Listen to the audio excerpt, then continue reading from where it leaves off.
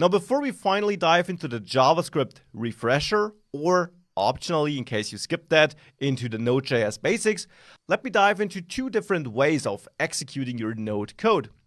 One way of executing it, which I briefly mentioned earlier in this module, is the REPL. REPL stands for read, reading user input, eval, evaluating user input, print, outputting a result, and L, loop, for returning and waiting for new input. And the REPL is what you use if you just type node into your terminal. Here I am in the terminal, or on Windows, this would be your command prompt. And there, if you just type node with node installed, you are now in the REPL, which you can identify by the fact that you now don't have that full path and your computer name at the beginning, but just that greater than sign.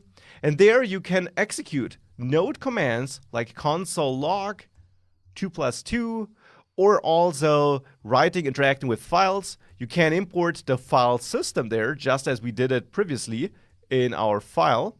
And then we can use that to write a file synchronously and so on. So that will all work here. And this is, of course, an environment where we don't store our code in files, but we write our Node application with every line. The lines don't work independent from each other, so I can now use the file system package, for example, now that I imported it one line earlier.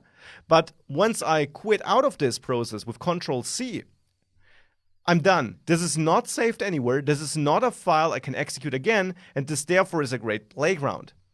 The alternative to running codes is that you execute files as we did it before, and as we will basically do it for the rest of this course. This is the alternative to using the REPL. When you execute files, the advantage, of course, is, and that is why we use it for real apps, that we write our code in advance and we can always execute it. And when we build a real app, we want to save our code, of course, in files, which we can then deploy in the end, which we could share with our developers, and where we can also pause our work and pick up later, and where we never lose the code we write. But the REPL is a great playground because we can use it to run some commands, to try out certain things, because we execute code as we write it. And therefore, these are the two ways of running your Node code. Obviously, we'll go with the store code in files approach in this course, but whenever I say REPL, I'm referring to this direct input way, which I can recommend for trying out some features, but not for writing real applications. That is not what you would do.